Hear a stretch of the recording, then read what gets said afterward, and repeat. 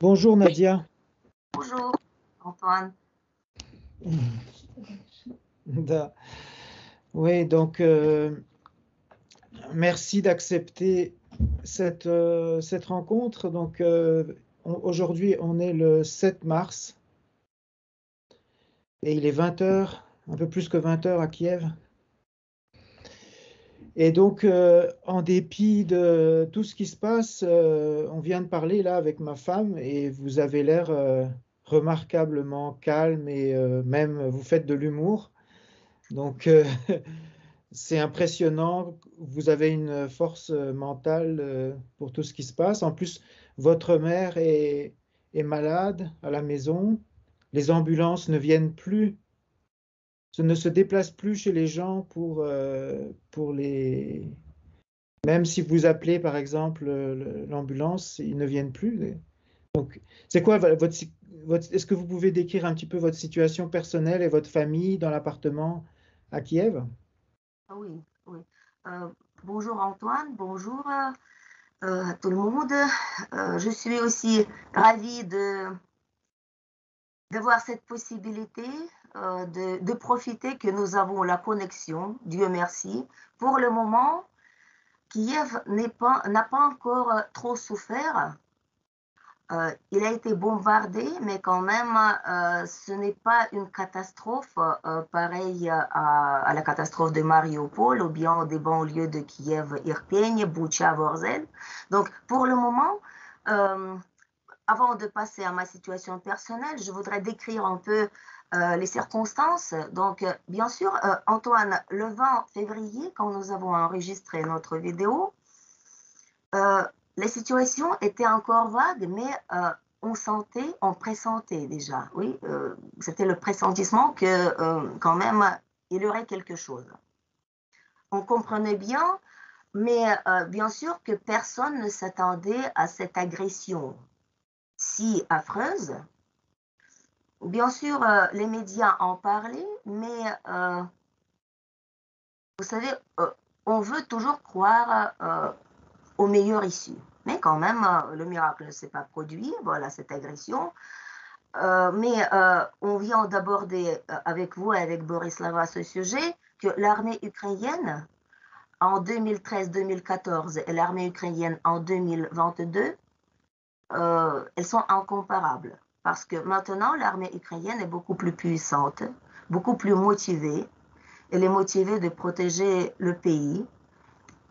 Et on voit vraiment une très grande motivation parce que les gens qui étaient en Europe, qui sont partis en Europe pour travailler, ils sont de retour. Hier, j'ai lu qu'il y a plus que 140 000 personnes qui sont de retour. Il s'agit des hommes, de préférence. 80% de ces gens-là sont des hommes qui sont de retour pour protéger l'Ukraine. Mais et c'est pourquoi cette, comme on dit en allemand, blitzkrieg, c'est-à-dire la brusque de guerre, il n'est pas réussi pour le moment. L'armée continue à combattre. L'état moral, quand même, n'est pas mal, y compris l'état moral de la population. Mais comme je viens de dire, il y a des régions qui, pour le moment, qui ont plus souffert. Mariupol, c'est une ville juste près de la frontière avec les républiques DNR et LNR. C'est-à-dire, c'est juste à bord de la mer d'Azov. Ouais. Et c'est la frontière sud-est de l'Ukraine.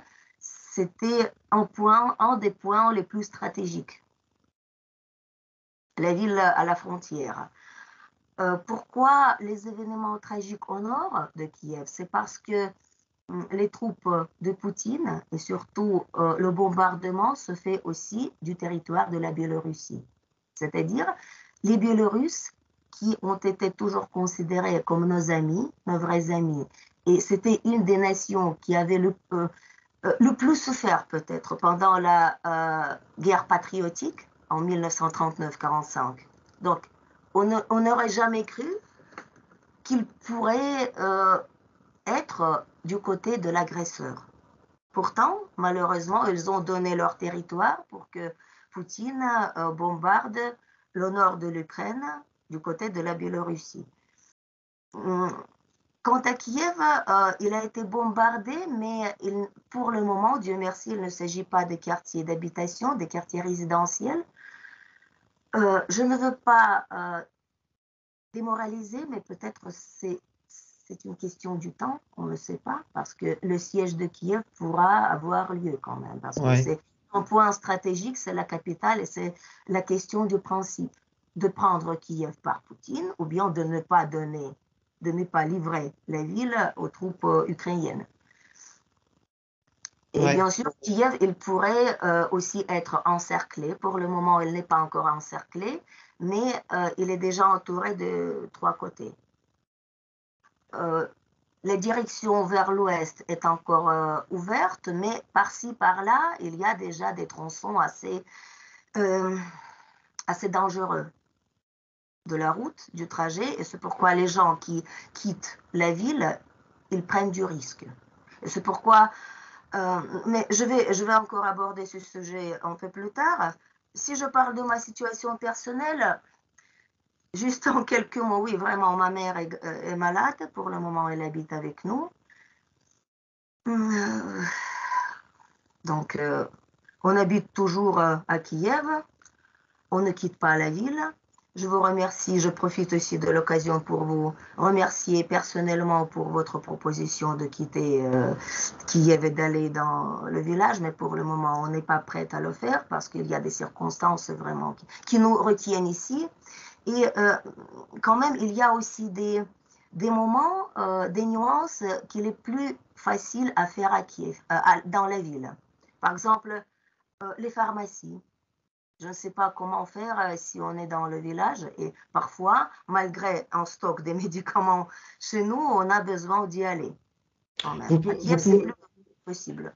vous pouvez raconter l'histoire que vous avez racontée à ma femme sur vos voisins qui sont allés dans le petit village et qui sont revenus? Oui, oui, oui, oui. Oui. Et après, je vais revenir au sujet de l'infrastructure, comment les gens vivent en ce moment à Kiev. Donc, sur notre palier, il y a 6 appartements, 3 de notre côté. Il y a aussi une porte qui ferme le couloir commun.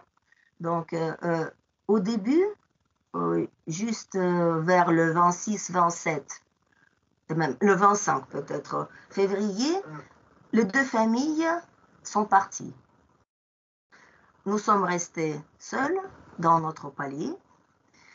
La famille avec 3 enfants est partie dans le village dans la région de Tchernigov, c'est au nord de Kiev. Et en plus, Tchernigov, comme ville, je parle de la ville maintenant, Tchernigov a beaucoup souffert aussi des bombardements, malheureusement. C'est une ville dont l'histoire remonte à la haute antiquité. Et imaginez-vous qu'il y avait beaucoup de femmes qui venaient de Tchernigov Ouais. pour rencontrer les hommes de l'agence. Et j'aime beaucoup cette ville. Et malheureusement, la ville est bombardée, l'infrastructure est anéantie. Et cette famille est partie dans un petit village aux alentours de Tchernigov. Le village était éloigné. C'est aussi un problème de nos villages. La jeunesse quitte les villages pour aller en ville, pour chercher du travail. Et les villages sont peuplés de préférence par des personnes âgées, surtout s'il s'agit des villages éloignés. C'était le cas de cette famille. Et ce soir, ils sont revenus. À La Kiev. mère, à Kiev, oui, oui. C'est ma voisine qui m'avait appelé. On contactait tout ce temps-là. Je lui ai raconté que tout est bien avec son appartement. Elle me donnait de ses nouvelles de temps en temps. Donc, la famille est de retour. Elle a expliqué qu'elle avait peur, hein, on ne sait jamais qui. C'est la région boisée. Donc, on ne savait pas qui se cachait dans les forêts, quelle troupe, quelle armée, russe ou ukrainienne, mais de toute façon, cela faisait peur aux enfants, à elle-même. Et elle a profité de l'occasion, elle a compris que la route est libre parce qu'elle a vu un député passer par le village. Elle a compris que c'est une grosse légume, voilà. Mais de toute façon, ils ont pris leur voiture et ils sont revenus à Kiev, autant que c'est possible, autant que la ville, l'accès dans la ville est encore ouvert. Voilà. Mhm. Je peux dire aussi que personne ne sait ce que deviendrait avec Kiev. On espère le meilleur issue, mais quand même, on comprend que les quartiers résidentiels, les quartiers d'habitation peuvent aussi être bombardés. On a des abris, mais je vous dirais honnêtement que la plupart des abris conçus encore à l'époque soviétique, ils ne sont pas en bon état, en état convenable. Et il ne s'agit pas des sous-sols. Les sous-sols ne peuvent pas vous protéger en cas de danger. L'abri doit être vraiment bien préparé, être solide, avoir une aération spéciale, Ouais. avoir quelques sorties, pas une seule sortie. Donc, l'abri, oui. Oui, vous parliez de l'abri, que c'était un abri de l'époque soviétique et que ce n'était pas assez solide, et qu'il n'y avait pas d'air pour respirer. Oui, mais les années 30, donc je viens de parler de l'état des abris destinés à la population civile. Donc, et c'est vraiment, pour les hommes de politique, pour les politiciens, les abris sont dans l'état beaucoup meilleur que pour la population civile. C'est ça que je voulais dire. Ah ouais. Donc, voilà, pour les gens, c'est juste le contraire parce que théoriquement, les abris étaient conçus dans beaucoup de bâtiments et dans beaucoup de points stratégiques, parce que c'était encore l'époque soviétique, l'époque de la guerre froide, donc on pensait toujours à la guerre et c'est pourquoi tout était conçu. Mais après l'éclatement de l'URSS, c'était déjà le business qui a pris qui s'est emparé de beaucoup de ces espaces, des abris. Ils ont acheté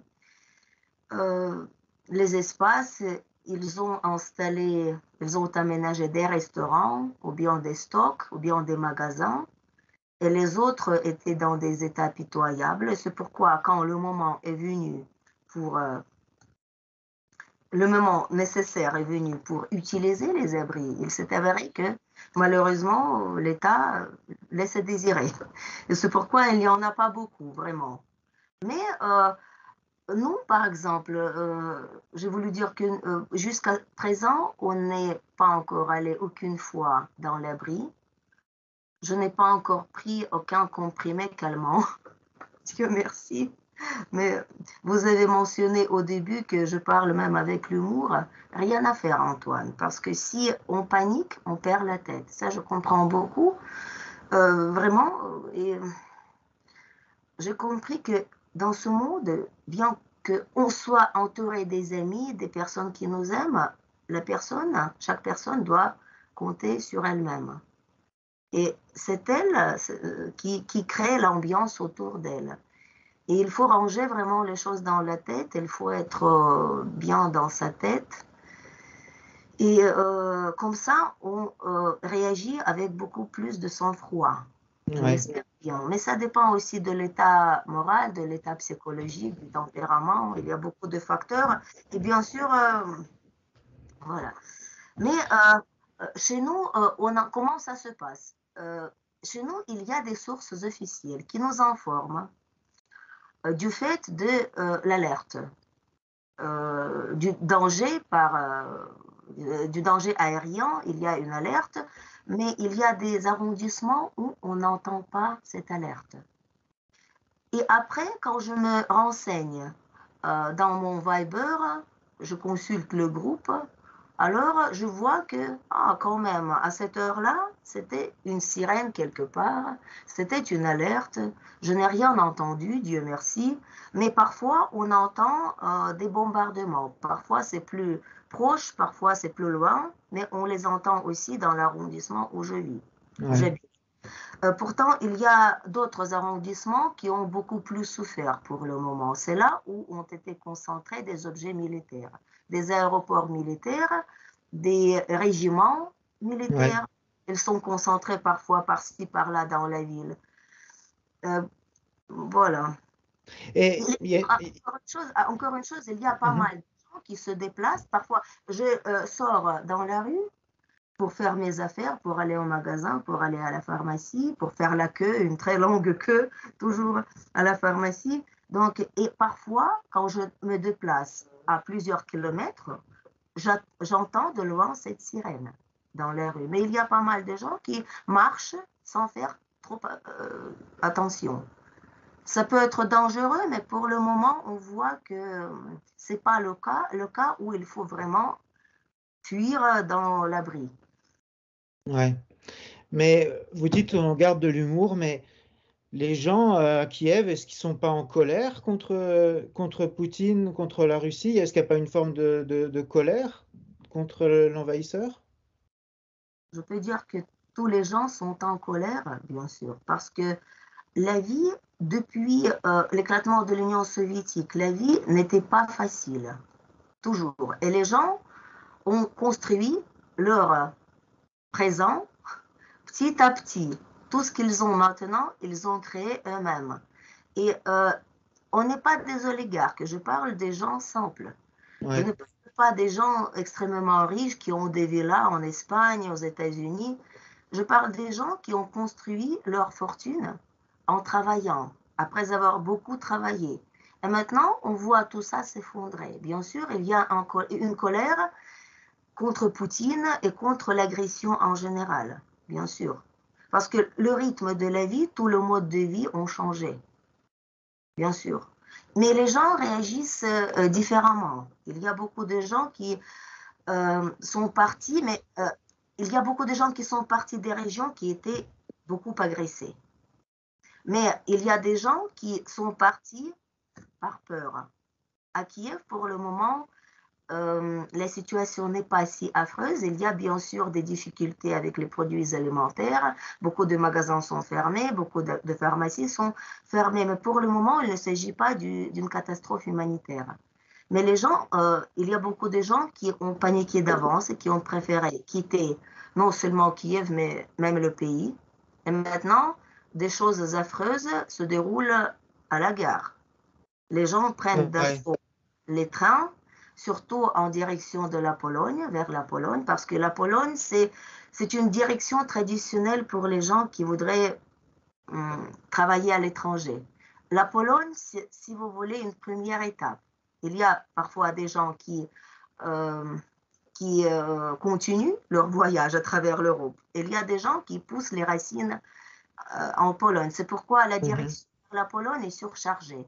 Et c'est pourquoi le gouvernement et les gens, plutôt les... le gouvernement, il prévient, il demande les gens de changer la direction, de décharger la direction polonaise vers la Pologne et de prendre la direction vers la Hongrie, vers la Slovaquie, par exemple. Mais quand même, la Pologne est le plus populaire. La plus Ouais. populaire. Oui, et Ouais. la première, oui, bien sûr, la vie a changé. Mais il y a Ouais. pas mal de gens qui sont restés à Kiev. Puis comment vous voyez la situation évoluer? Qu'est-ce que vous pensez qui va se passer? Est-ce qu'ils vont faire un siège ou est-ce qu'ils vont attaquer? C'est quoi votre pronostic? Vous savez aussi que mon, mon humble personne, je ne, je ne peux pas faire disons, des pronostics.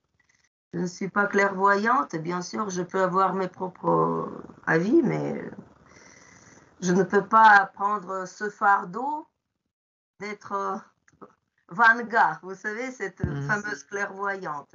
Mais je peux, vu la situation, je peux quand même, je peux, je comprends que le siège de Kiev est possible.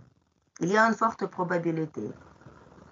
Et nous espérons que, nous voudrions espérer que ça passe sans perte de la population civile. C'est la situation idéale, bien sûr. Parce que l'armée ukrainienne fait vraiment beaucoup pour protéger les approches vers Kiev. Ouais. il y a beaucoup de gens qui protègent. Il ne s'agit pas seulement des soldats, mais les gens il s'agit des bénévoles, mais bien sûr, Kiev comme capitale, c'est un point stratégique. Et maintenant, il me semble déjà le troisième, c'est déjà le troisième tour de pourparlers avec la Russie, mais on ne sait pas le résultat, mais on voit qu'avec l'entêtement de Poutine, ils ne vont Non, pas reculer. Parce non, que, moi, j'y crois pas. parce que les conditions qu'ils nous demandent, qu'ils nous présentent, ils ne sont pas réalisables pour le gouvernement ukrainien. Vous voyez? Et bien sûr, ils comprennent aussi, les Russes, que leurs exigences ne seront pas réalisées. Ils le font exprès pour continuer l'agression. C'est un prétexte, je crois. Ouais. Mais je ne suis pas, vous savez, je ne suis pas une optimiste stupide, je dirais comme ça. Je suis réaliste, mais quand même, j'aimerais espérer que cette guerre ne va pas durer trop longtemps. Parce que sinon, je peux dire que si vous me permettez d'exprimer mon avis, on a abordé aussi ce sujet. L'Ukraine s'adresse, les dirigeants de l'Ukraine s'adressent aux dirigeants de pays européens pour les mesures de protection encore plus solides. Il s'agit de bloquer l'espace aérien en Ukraine. C'est-à-dire, c'est l'OTAN qui doit assurer cette protection, mais l'OTAN est contre parce que d'après l'OTAN, la troisième guerre mondiale pourrait éclater. Mais il y a beaucoup de politiciens qui sont d'avis que la guerre mondiale, la troisième guerre mondiale est déjà en course, elle est déjà déclenchée. Et Poutine, avec son comportement, en voyant les peurs de l'OTAN, il se moque de cette organisation militaire, malheureusement. Et il voit que l'OTAN ne peut rien faire. Et les sanctions, vous savez, la Russie souffre déjà des sanctions parce que malgré leur bravade, les sanctions ont beaucoup battu la population. Poutine, peut-être, il s'en fout parce qu'il est extrêmement riche et il est obsédé par une autre idée, une idée du pouvoir mondial. Voilà. Mais le reste, pour la population, il souffre beaucoup déjà de ces sanctions. Mais Poutine s'en fout des sanctions. Pour lui, une idée fixe, c'est de s'emparer de ce territoire. Mais les politiciens européens pensent qu'il ne s'arrêterait pas ici. Il peut aller plus loin. Surtout, il peut commencer par les pays baltes. Parce que, bien sûr, commencer par l'Allemagne, c'est trop courageux même pour Poutine. Mais les pays baltes, quand même, c'est vraiment un scénario assez réaliste, n'est-ce pas? Et je peux vous envoyer cet article écrit à propos de cet article, mais malheureusement, j'ai oublié la pièce jointe. Je m'excuse, mais je vais le faire. Si vous me permettez, je vais citer seulement quelques passages, quelques alinéas, oui. Je peux vous dire aussi que cet article, cet appel peut vous paraître un peu radical. Mais quand même, vous comprendrez pourquoi Madame l'ex-présidente de la Lituanie, Dalia Grybauskaitė, elle s'est exposée comme ça. Donc, je peux lire? Ça prend 30 minutes, pas plus. Je traduis cet article en français. Par Dalia Grybauskaitė, Madame l'ex-présidente de la Lituanie. L'Ouest lâche ou complice des crimes de guerre de Poutine. C'est ce qui commence à se dessiner. Les sanctions n'arrêteront pas Poutine, quelles qu'elles soient. Elles sont nécessaires, mais sans les exceptions que nous constatons actuellement avec la fermeture de SWIFT et la préservation du secteur de l'énergie et des banques qui le servent. Seule une guerre qui a commencé peut arrêter la guerre. Ne faites pas semblant et n'essayez pas de soulager votre propre conscience en ne fournissant que des armes à l'Ukraine. Et c'est là trop tard. C'est le peuple ukrainien qui est en guerre pour nous. Ces enfants nous protègent de la folie de Poutine. La répétition du mantra selon lequel l'OTAN ne peut pas aider l'Ukraine semble déjà pathétique et dévoile la lâcheté de l'Occident. Poutine le voit aussi, et bien que les leçons soient rapidement apprises, l'Occident ne comprend toujours pas qu'une guerre européenne est en cours en Ukraine.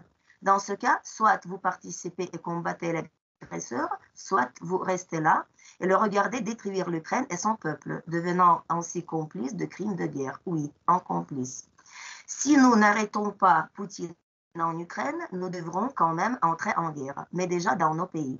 L'Ukraine demande une aide réelle et nous regardons sur les écrans de télévision la Russie bombarder des quartiers résidentiels et jurons que nous sommes très favorables à l'Ukraine. J'ai honte d'entendre les dirigeants et les responsables de l'OTAN dire qu'ils ne peuvent pas s'impliquer dans le conflit. Mais en Syrie, en Libye, en Afghanistan, en Yougoslavie, en Afrique, le pouvait-il? Aujourd'hui, l'Ukraine se bat pour sa propre existence et pour la paix en Europe. Allons-nous continuer à assister à la destruction d'un État indépendant? Gloire à l'Ukraine, gloire aux héros, jusqu'à présent seulement à ces héros. Il n'y en a pas d'autres à l'horizon. Voilà. C'est un avis de l'ex-présidente de la Lituanie. Et je me rappelle aussi notre conversation où vous avez mentionné que si les femmes avaient pu être plutôt, si les femmes avaient possédé plus de pouvoir, le monde aurait pu être plus paisible. Quelque chose comme ça, n'est-ce pas? Et voilà un appel d'une femme, l'ex-présidente d'un tout petit pays, la Lituanie. Par rapport à l'Ukraine, c'est un pays minuscule.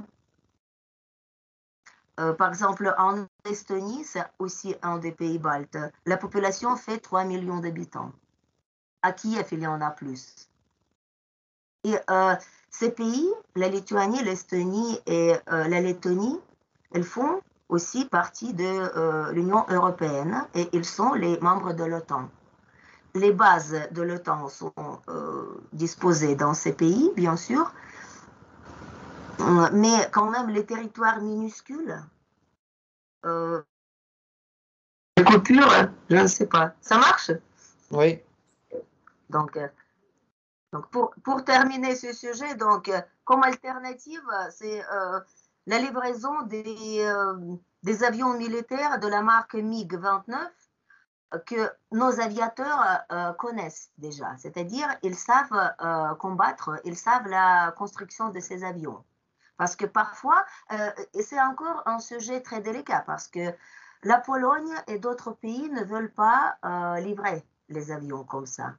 Et si sur la terre ferme, l'Ukraine, l'armée ukrainienne combat acharnement, vraiment, et l'armée russe ne s'attendait pas à ça, à cette vigueur, malheureusement, les forces aériennes de l'Ukraine sont plus faibles. Et nous avons besoin de les renforcer. Et les avions comme ça, de MiG-29, ça serait une très bonne résolution du problème.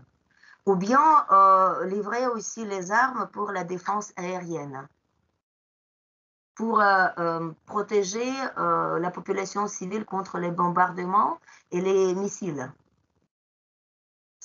Voilà, parce que avec le bombardement, c'est non seulement l'armée, mais c'est plutôt les quartiers d'habitation qui risquent le plus. Et il y a déjà 38 enfants tués pendant cette guerre. Ouais.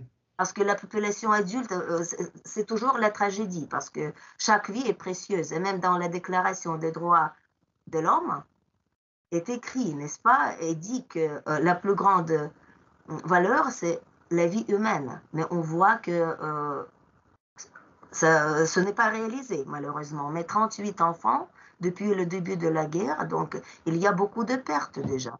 Ouais. Mais ce que vous dites, c'est vrai. Je pense que les pays occidentaux ont peur de Poutine parce que Poutine a menacé d'utiliser la bombe nucléaire. Oui, mais l'OTAN, c'est aussi une organisation qui possède les armes nucléaires.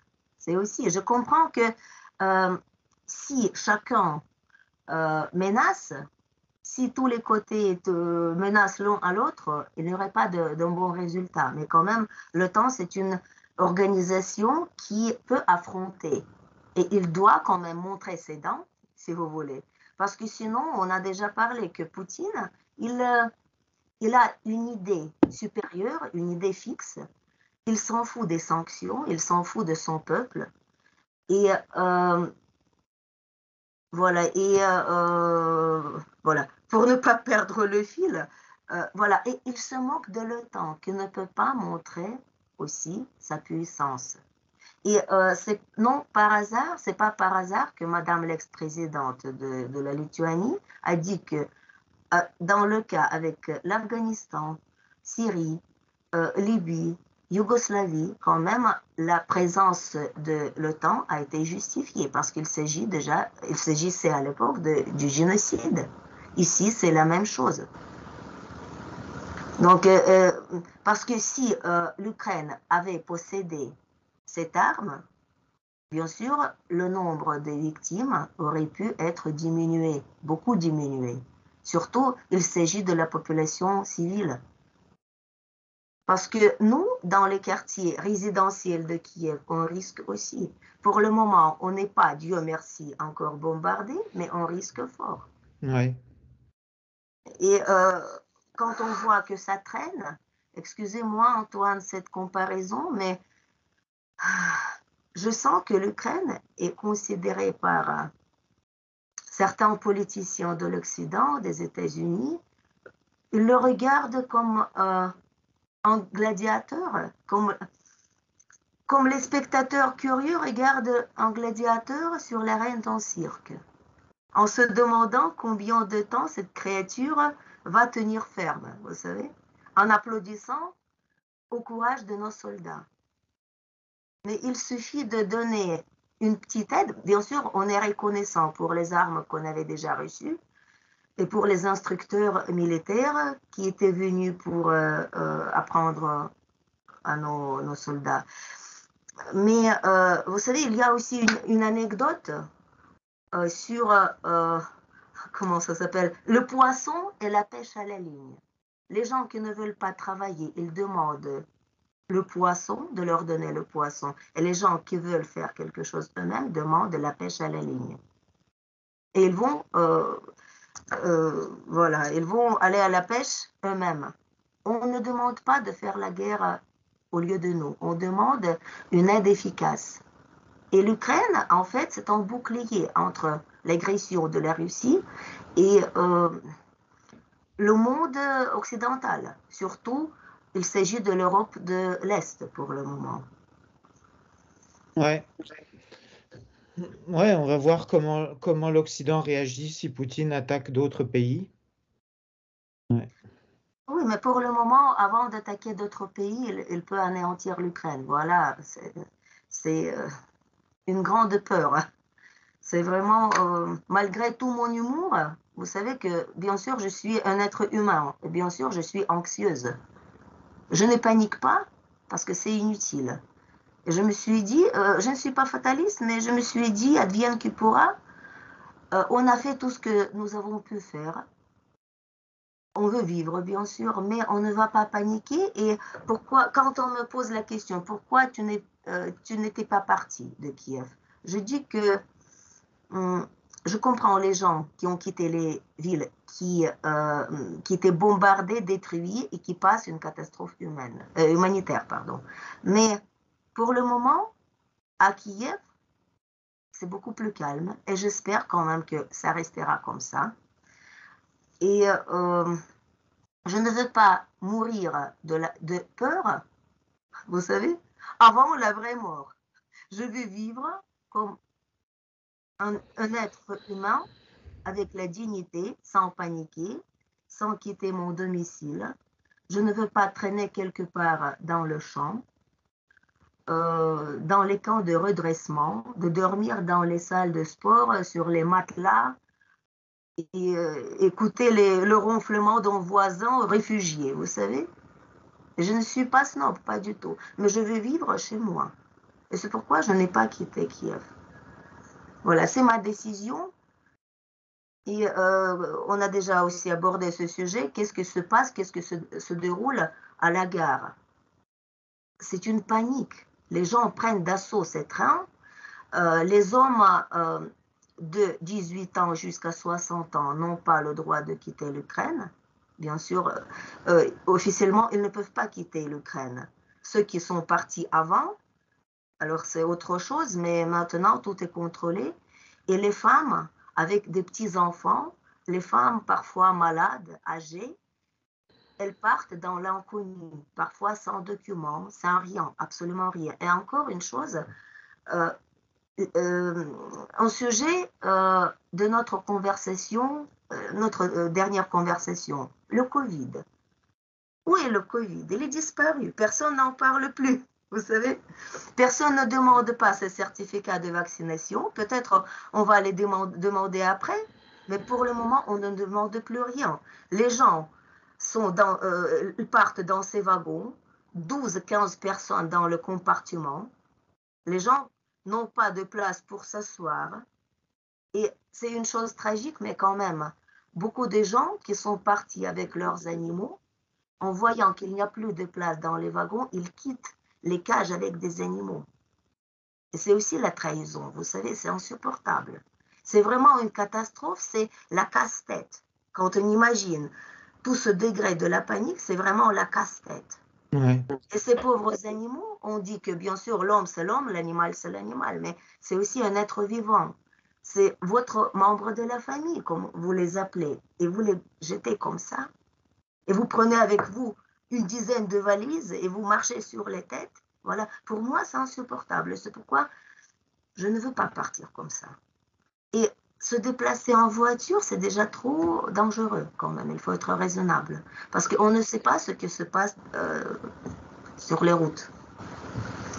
Voilà, donc c'est pourquoi beaucoup de gens préfèrent rester comme moi à Kiev, dans d'autres grandes villes.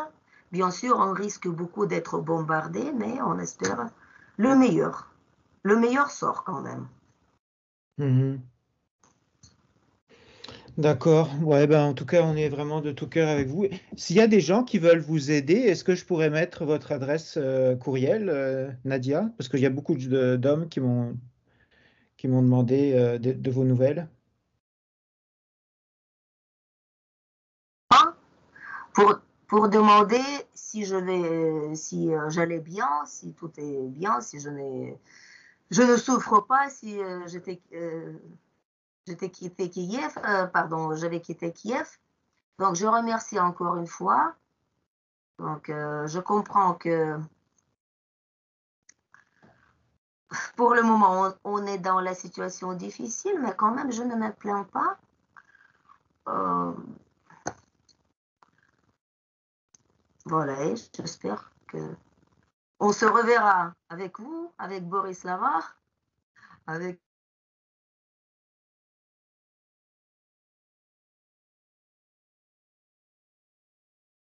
Ouais, ça coupe.